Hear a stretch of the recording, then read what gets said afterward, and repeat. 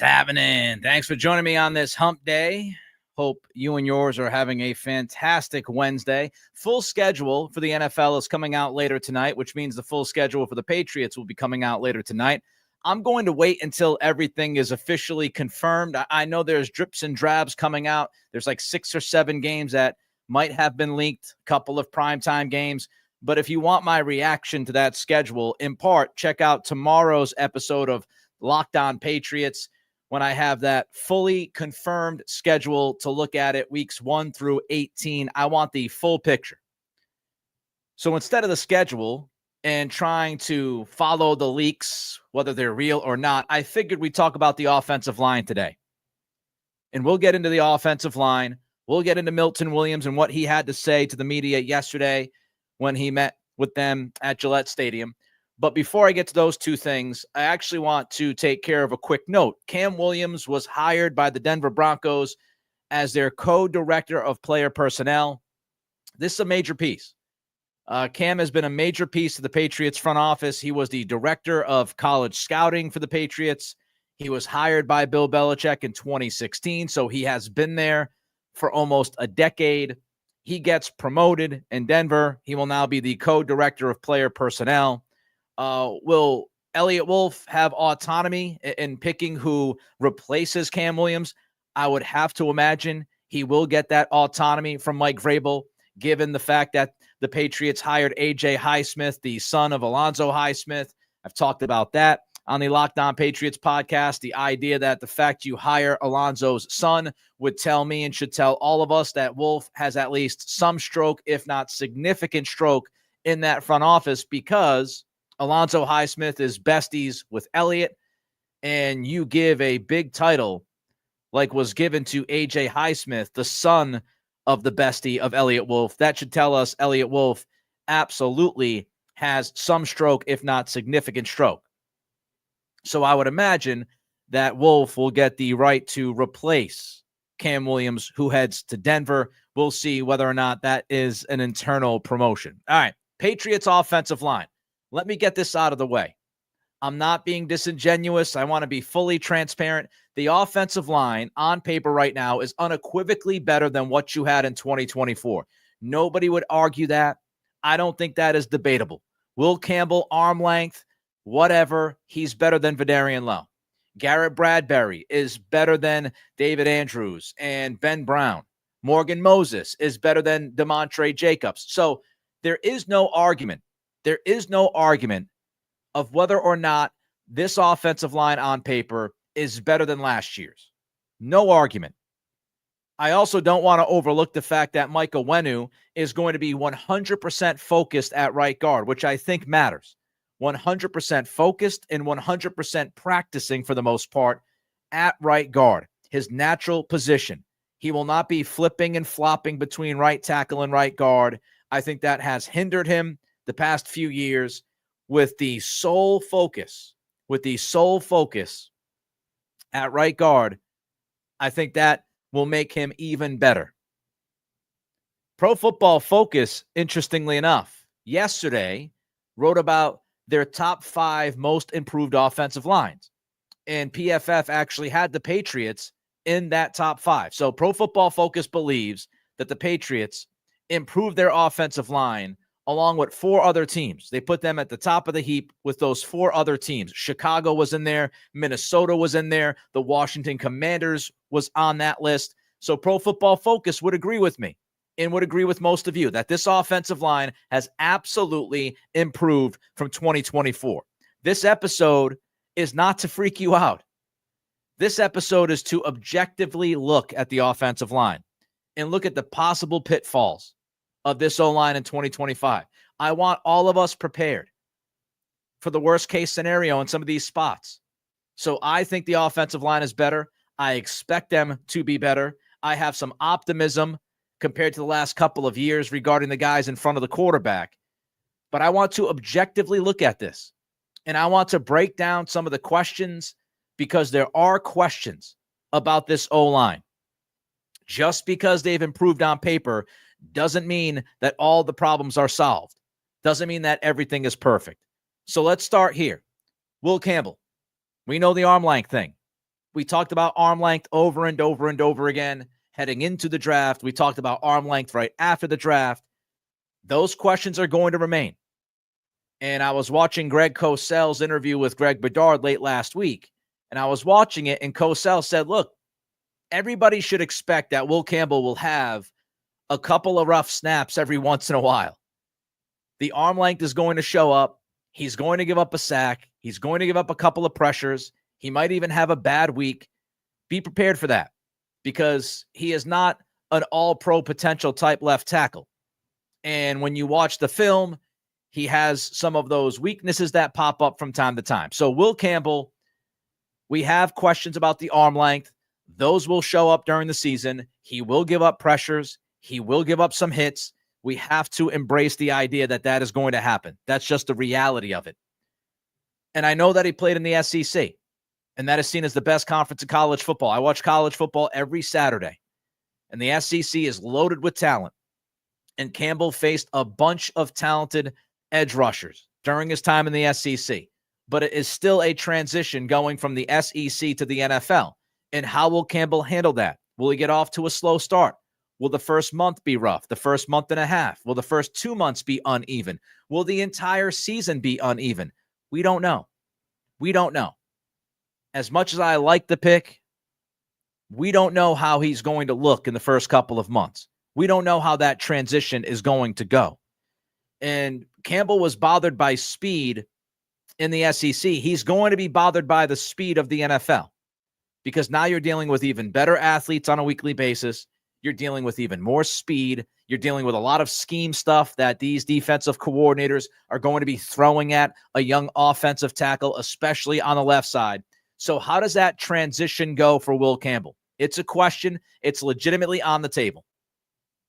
Then I want to move over one spot to the right of Will Campbell and look at left guard.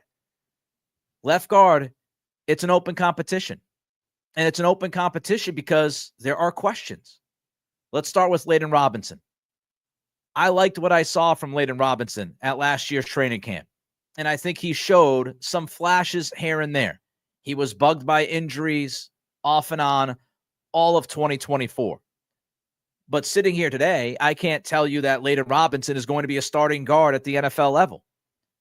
We just don't know what he can consistently do. And as much as we saw some of those flashes, we also saw him have some major issues in pass protection. And you wonder if he's going to be capable of week in and week out being a starting guard in the NFL. Then we look at Sidy Sow. Sidy Sow was supposed to be the starting left guard last year. He lined up at training camp as the starting left guard. And then he got hurt. And it was, for all intents and purposes, a wasted season for Sidy Sow. So how is he physically? How is he mentally? Can he get back to the 2023 Sidy Sow, who looked like a promising rookie that year? Can he get back to being that guy? And even if he gets back to the 2023 Sow, we also have to understand that he had some trouble in pass protection and he was inconsistent. Now, of course, that could be just, hey, rookie. Much like Leighton Robinson, you're going to have ups and downs in your rookie season. What I just warned about Will Campbell. So maybe it was just as simple as that. But is Sidy Sow the guy we saw in 23? It's a question mark. Wes Schweitzer signed a low-money, one-year deal. There's a reason for that. Yes, he's a veteran. He's played different spots on the offensive line. He has started plenty of games in the NFL, but he is a big-time question mark. You don't sign somebody on a one-year deal, short money like that, especially when you talk about the interior of the offensive line in the NFL. You don't get that kind of contract done unless there's a level of desperation from the player. So Wes Schweitzer, to me, there are some questions. He's been pretty much a middle-of-the-road guy. He's been a depth piece. Cole Strange, injury questions, anchor questions.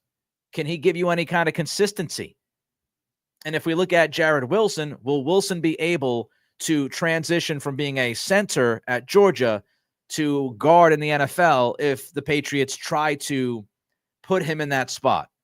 So there are questions at left tackle that need to be answered. There are questions at left guard, whoever wins the competition during camp. All right, I've got some more questions about this offensive line. Again, not trying to freak you out, just objectively looking at this O-line and making sure that we all understand that while it's improved on paper, there could be some problems and not necessarily have the Patriots solved the offensive line problem overall from 30,000 feet. But before I give you a couple of more things to look at, don't forget to like. Those likes help us. Click that thumbs up as you watch the podcast, as you watch this episode. I appreciate every single one of those likes. I love to see when we're up to 250, 300 likes.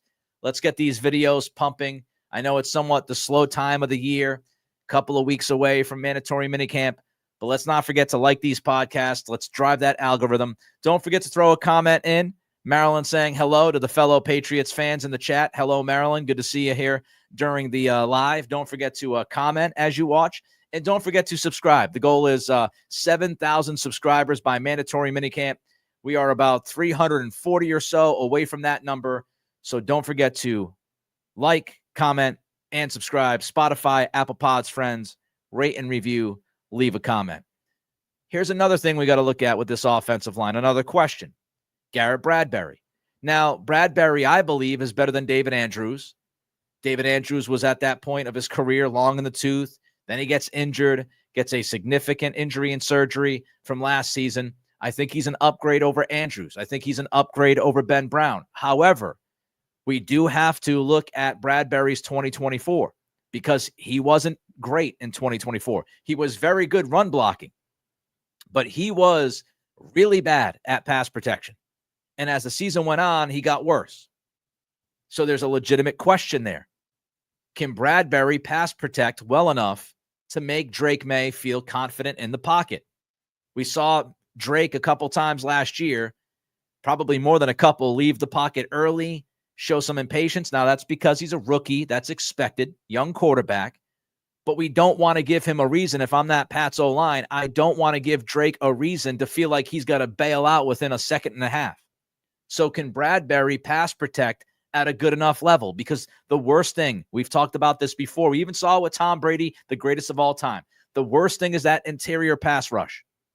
So Bradbury has to be ready. He has to be better than he was last year protecting the quarterback.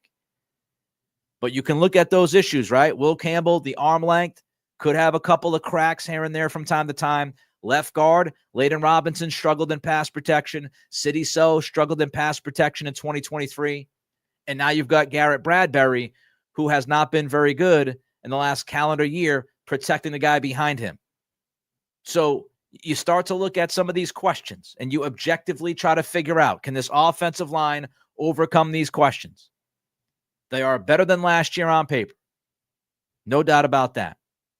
Then we get to Morgan Moses. I love Morgan Moses. His introductory press conference had me ready to run through a wall head first. Love what he had to say. And he's been in the league for a long time. He's been a steady hand at right tackle for most of his career. Tremendous leader. By all accounts, a tremendous man, father. Love Morgan Moses. Hope that Moses has a fantastic 2025. But in the idea of fairness, in the idea of objectivity, and trying to figure out if this offensive line has solved all the problems, we do have to ask the question of whether or not last season was the beginning of the end for Moses. Now, why do I ask that? Pro Football Focus, here's what they wrote about Morgan Moses recently. This is Andrew Eitz.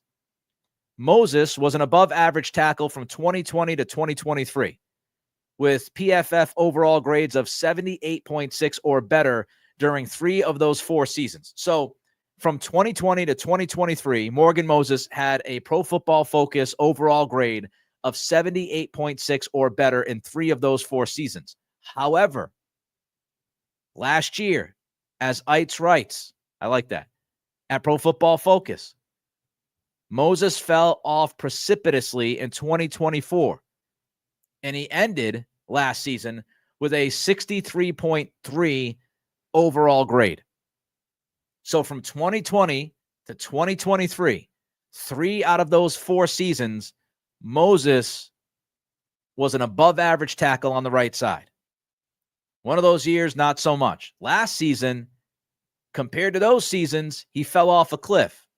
His grade went from 78.6 or better to 63.3. Maybe it was a bad year. Maybe it was the quarterback play with the Jets. Maybe it was Aaron Rodgers holding on to the football, not wanting to hold on to the football, causing issues. Maybe that was it. But we have to be fair, and we've got to look at this and say, last season, Moses, according to Pro Football Focus, we're going off that metric and that method, he wasn't good last year, if you're going off of that grading system. So there's a question there. Now, the Patriots could go a long way in answering these questions and helping this situation out through coaching. Let's start there. Three offensive line coaches, Doug Marrone, Jason Hotailing, and, of course, Robert Kugler. You've got 3 offensive line coaches. They've got tons of experience in that coaching room. So you hope that the coaching will make sure that the Campbell transition goes well. You hope that the coaching finds the left guard and that left guard can be steady. You hope that the coaching can help tweak Garrett Bradbury in pass protection and figure out what caused the major issues last year for him in Minnesota and that he improves in those areas. You could hope that the coaching gets Morgan Moses back to the 2020 to 2023 version of Morgan Moses instead of the 2024 version. You also look at the coaching as far as the offensive coordinator. There are things that Josh McDaniels can do that can help this offensive line out and help with the pass protection. You can slide it. You can get rid of the football quickly. You can play all sorts of games at the line of scrimmage with pre-snap motion and changing guys from the outside to the inside. You can mess around. You can move your backs around. You can move the tight ends around. You can cause all sorts of issues. And you can help the offensive line out. So I'm confident in the coaching of this team. I'm confident in McDaniels' scheme. But objectively looking at this, we can say that the offensive line is better on paper right now than it was last year, but we can also say the problem isn't solved on paper.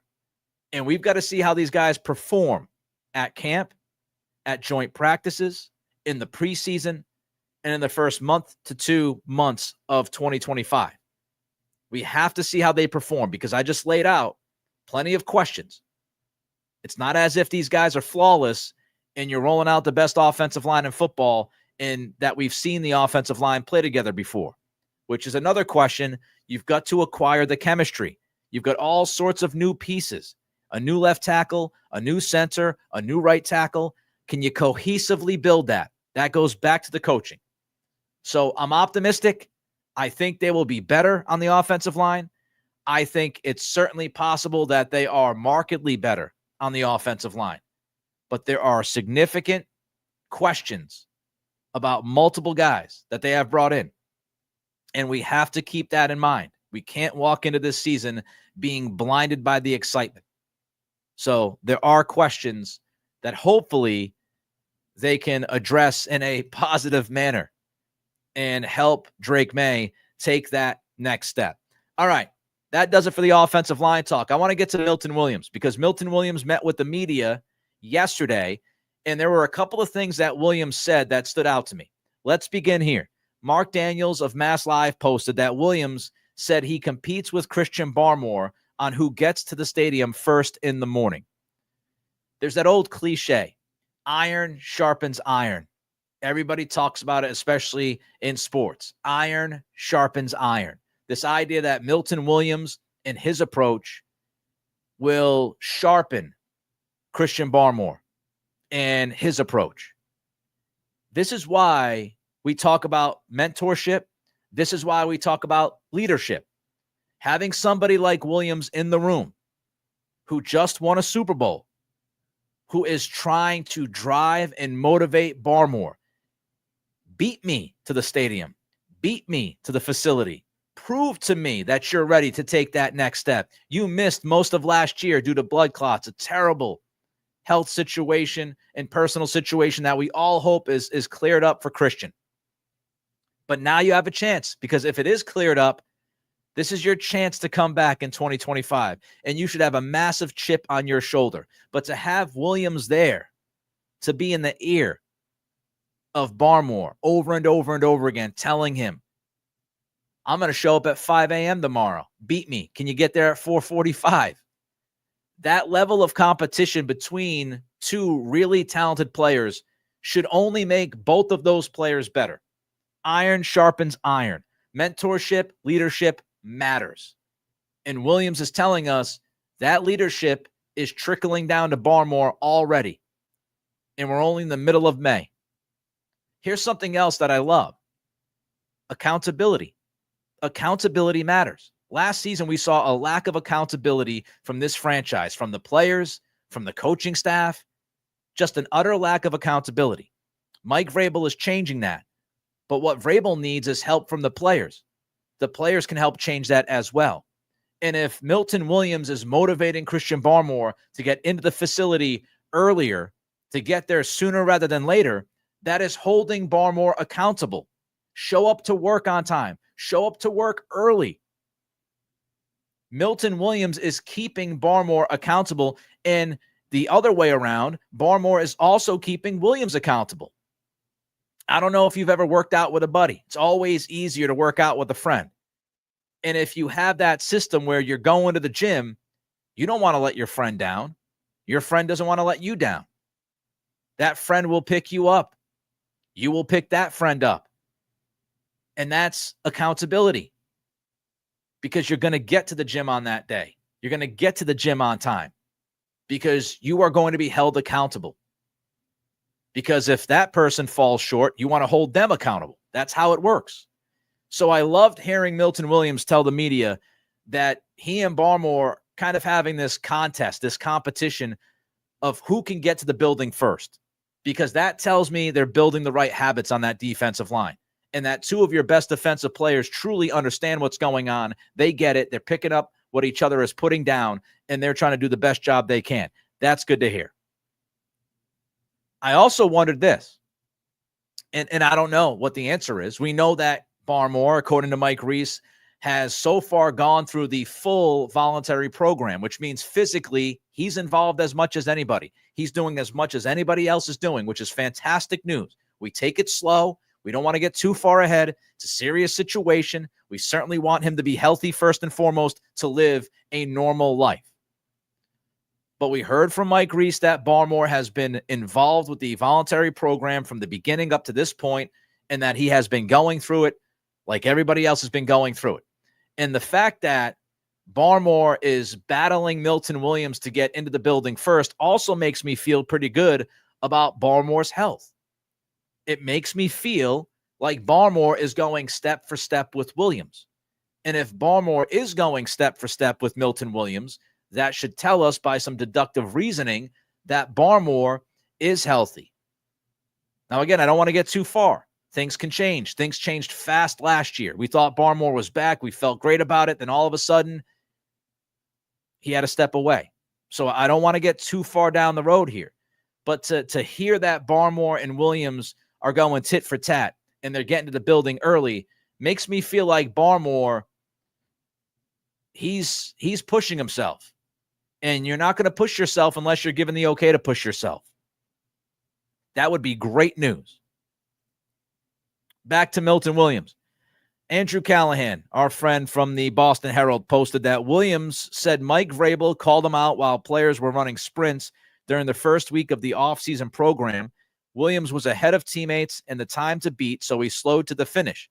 Vrabel didn't like it. Here's what Williams said, quote, "He let me know, like, if you're going to be here, you're going to set the standard," unquote. I want this story, this anecdote, this quote, I want it to be injected into my veins 24/7, 365. If you're trying to turn a program around, if you're trying to instill confidence in a team that has suffered back-to-back 4-win seasons, the way you do that is you've got to set the standard. You've got to set the tone. You've got to set the benchmark. And Mike Vrabel telling Milton Williams, hey, if you're going to sprint, sprint. If you're beating the other guys, don't give in, finish. In essence, run through the tape. Run through the tape. Don't take it off. Don't put your foot off the pedal. All gas, no brakes. Keep going. because Vrabel wants to set the standard. Don't give up. Don't give in. Don't let up. Don't feel bad for your teammates. Keep pushing them. Keep sprinting, because if you keep sprinting, everybody else is going to keep sprinting. And if you start to jog, other guys might start to jog. The guys who are behind you, not leading the race, they might feel like they're okay to jog. Not the case. So I love this story. I love the idea of Vrabel getting into the face of Milton Williams and saying, you finish that run. If you're sprinting, you finish that sprint. If you're ahead, then continue to smoke those guys. Send a message. Set the standard.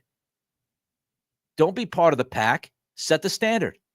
Try to make sure that everybody else in the pack is starting to rise and that their standards are raised. Here's another thing that I love about that story. Milton Williams is literally the richest player in your locker room. So A, Vrabel has no issue going to the guy that's making the most money that you just backed the Brinks truck up for. Vrabel has absolutely zero issue with going to Milton Williams and pushing him and telling him, you don't give up, you sprint, you finish this, you set the standard. In Vrabel's ability and comfortability, going to the guy who makes the most money means a lot. Because what do you think all the other players are thinking? If Vrabel can go to Milton Williams, the guy who's making the most money, if he can go to Williams and go after him and say, you better keep running, then everybody else on that field, everybody else in that room knows that Vrabel is going to go after you. Because if Vrabel's going to question Milton Williams, he's certainly going to question you because you make less money than Milton Williams. And a lot of guys in that locker room make a lot less money than Milton Williams. So Vrabel's not only challenging one of his best players early on, he's challenging his richest player, which means something in that league. He's challenging the guy that has the deepest pockets.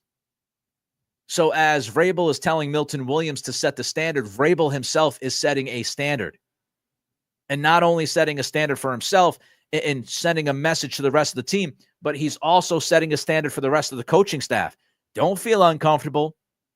Josh McDaniels, don't feel uncomfortable if you've got to go after Stephon Diggs. Don't feel uncomfortable if you feel like you've got to get after May. That's the standard. Here's something else that I love. Milton Williams loved it. He took it in. He didn't get defensive. He didn't take it personally. He didn't pull the I make the most money in the locker room type deal. He didn't go after Mike Vrabel. He didn't counter Vrabel. He didn't argue or debate with his head coach. Williams said, my head coach challenged me, and I loved it. And I took the challenge. And that's what I want. That's what I expect. And if Milton Williams can follow through on that, that is so significant for this team. It is such an impact for this team. Because if your richest player is taking to the coaching, if your richest player, the biggest prize of free agency this offseason on that side of the football, if that guy is willing to eat it a little bit and listen to his head coach and say, I'm going to fall in line, I'm going to run, I'm going to do what I got to do, that means a lot because other players are seeing Milton Williams react that way. Other players are saying, he's not fighting back. He's taking the coaching. Vrabel challenged him. He took the challenge. He embraced the challenge. And when your most expensive player and one of your most talented dudes in that locker room handles this kind of situation the way that Milton Williams handled this kind of situation, it is a fantastic thing because that's precisely what you want. And when we talk about culture, when we talk about going out and signing guys and drafting guys that fit the culture, this is the type of stuff we're talking about. The fact that Milton Williams got paid the way he got paid, he's getting called out by his head coach in voluntary workouts, not training camp, not mandatory minicamp, not joint practices. He's getting called out during a voluntary workout. He is voluntarily there, folks. He doesn't have to be there. And his head coach is calling him out during a voluntary workout, and he takes it the way he took it. He embraced it the way he embraced it. and he has not let off the gas since that moment, your most expensive toy, so to speak, of free agency, one of your most talented players, takes to coaching like that, that's when you know you found the right culture fit. And that's why it was so crucial to this offseason's operation to make sure you get the right guys in the room, you get the right guys on the field. Because if Milton Williams lashes back, something goes wrong, you immediately say to yourself, oh man, we paid this dude a ton of money and this ain't going well already. But that's not what happened. The fact that Vrabel is going after Williams a little bit here, and from what we heard about rookie minicamp, it's obvious Mike Vrabel's attention to detail is exactly the way we thought it was going to be. He doesn't let anything slip past him. He's always watching. And if he notices you let up on a drill, he's going to let you know about it. Whether you're a rookie or you're the highest paid guy in that locker room, he's just paying attention to every single solitary detail. Doesn't matter if it's a walkthrough. Doesn't matter if it's a voluntary workout. Doesn't matter. He's paying attention to every single detail.